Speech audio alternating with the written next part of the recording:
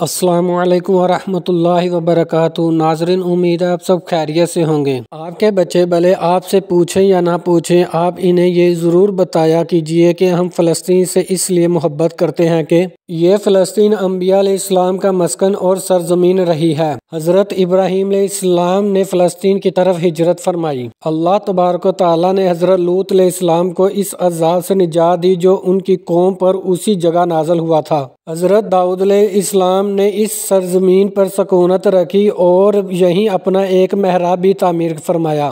حضرت سلیمان علیہ السلام اسی ملک میں بیٹھ کر ساری دنیا پر حکومت فرمایا کرتے تھے۔ چیونٹی کا وہ مشہور قصہ جس میں ایک چیونٹی نے اپنی باقی ساتھیوں سے کہا تھا کہ اے چیونٹی اپنے بلوں میں گھس جاؤ۔ یہیں اس ملک میں واقع اسکلان شہر کی ایک وادی میں پیش آیا تھا جس کا نام بعد میں وادی نمل چیونٹیوں کی وادی رکھ دیا گیا۔ حضرت زکریا علیہ السلام کا محراب بھی اسی شہر میں ہے۔ حضرت موسیٰ علیہ السلام نے اسی ملک کے بارے میں اپنے ساتھیوں سے کہا تھا کہ اس مقدس شہر میں داخل ہو جائے۔ انہوں نے اس شہر کو مقدس، اس شہر کے شرک سے پاک ہونے اور انبیاء علیہ السلام کا مسکن ہونے کی وجہ سے کہا تھا۔ اس شہر میں کئی معجزات وقوع پذیر ہوئے جن میں ایک کنواری بی بی حضرت مریم کے بطن سے حضرت عیسیٰ علیہ السلام کی ولادت مبارکہ بھی ہے۔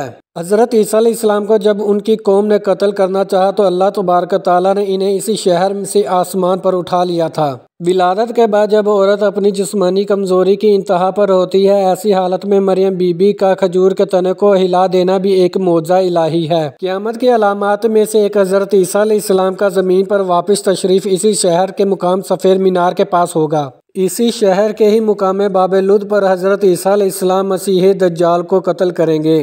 فلسطین ہی ارض محشر ہے۔ اسی شہر سے یاجوج و ماجوج کا زمین میں قتال اور فساد کا کام شروع ہوگا۔ اس شہر میں وقوع پذیر ہونے والے قصوں میں سے ایک قصہ طالوت اور جالوت کا بھی ہے۔ فلسطین کو نماز کی فرضیت کے بعد مسلمانوں کا قبلہ اول ہونے کا اعزاز بھی حاصل ہے۔ ہجرت کے بعد حضرت جبرائیل علیہ السلام دوران نماز ہی حکم ربی سے آقا صلی اللہ علیہ وسلم مسجد اقصی فلسطین سے بیت اللہ شریف مکہ مکرمہ کی طرف رخ کرا گئے تھے۔ جس مسجد میں یہ واقعہ پیش ہے وہ مسجد آج بھی مسجد قبلتین کہلاتی ہے۔ حضور اکرم صلی اللہ علیہ وسلم معراج کی رات آسمان پر لے جانے سے پہلے مکہ مکرمہ سے یہاں بیت المقدس فلسطین لائے گئے۔ سرکار دو عالم صلی اللہ علیہ وسلم کی اقتداء میں انبیاء علیہ السلام نے یہاں نماز ادا فرمائی۔ اس طرح فلسطین ایک بار پھر سارے انبیاء کا مسکن بن گیا۔ سیدنا ابو ذر کہتے ہیں کہ میں نے رسول پاک صلی اللہ علیہ وسلم سے عرض کیا کہ زمین پر سب سے پہلی مسجد کون سی بنائی گئی؟ تو آپ صلی اللہ علیہ وسلم نے فرمایا کہ مسجد الحرام یعنی خانہ کعبہ۔ میں نے عرض کیا کہ پھر کون سی؟ تو آپ صلی اللہ علیہ وسلم نے فرمایا مسجد الاقصی یعنی بیت المقدس۔ میں نے پھر عرض کیا کہ ان دونوں کے درمیان کتنا فاصلہ تھا؟ آپ صلی اللہ علیہ وسلم نے فرمایا کہ 40 برس کا، اور تو جہاں بھی نماز کا وقت پالے وہی نماز ادا کر لے، بس وہ مسجد ہی ہے۔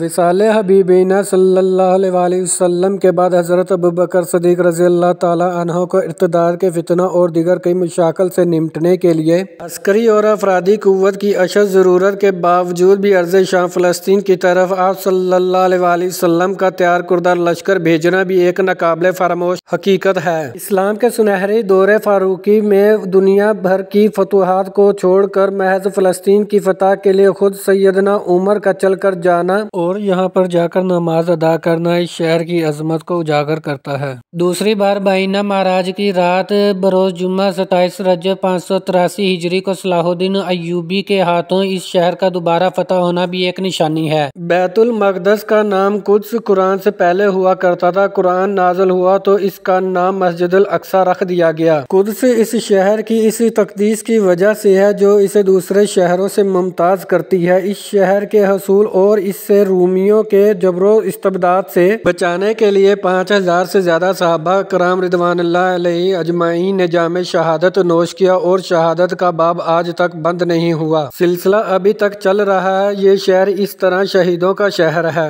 مسجد اقصی اور بلاد شام کی اہمیت بالکل حرمین شریفین جیسی ہی ہے۔ جب قرآن پاک کی یہ آیت نازل ہوئی والتین والزیتون وطور سینین وہذا البلد الامین نازل ہوئی تب ابن عباس کہتے ہیں کہ ہم نے بلاد شام کو تین، انجیر سے، بلاد فلسطین کو زیتون سے اور طور سینین کو مصر کے پہاڑ کوہ طور جس پر جا کر حضرت موسیٰ علیہ السلام اللہ پاک سے کلام کیا کرتے تھے، اس سے استدلال کیا۔ اور قرآن پاک کی یہ آیت مبارکہ وَلَقَدْ كَتَبْنَا فِي الزَّبُورِ مِن بَعْدِ الذِّكْرِ أَنَّ الْأَرْضَ يَرِثُهَا عِبَادِي الصَّالِحُونَ سے یہ استدلال لیا گیا کہ امت محمد حقیقت میں اس مقدس سرزمین کی وارث ہے۔ فلسطین کی عظمت کا اندازہ اس بات سے بھی لگایا جا سکتا ہے کہ یہاں پر پڑھی جانے والی ہر نماز کا اجر 500 گنا بڑھا کر دیا جاتا ہے۔ پیارے آقا دو جہاں حضرت محمد صلی اللہ علیہ وآلہ وسلم کی پیاری پیاری اور میٹھی میٹھی باتیں سننے کے لیے ہمارے چینل کو سبسکرائب کریں اور نیکیاں کمائیں۔ Please subscribe my channel, watch video and share.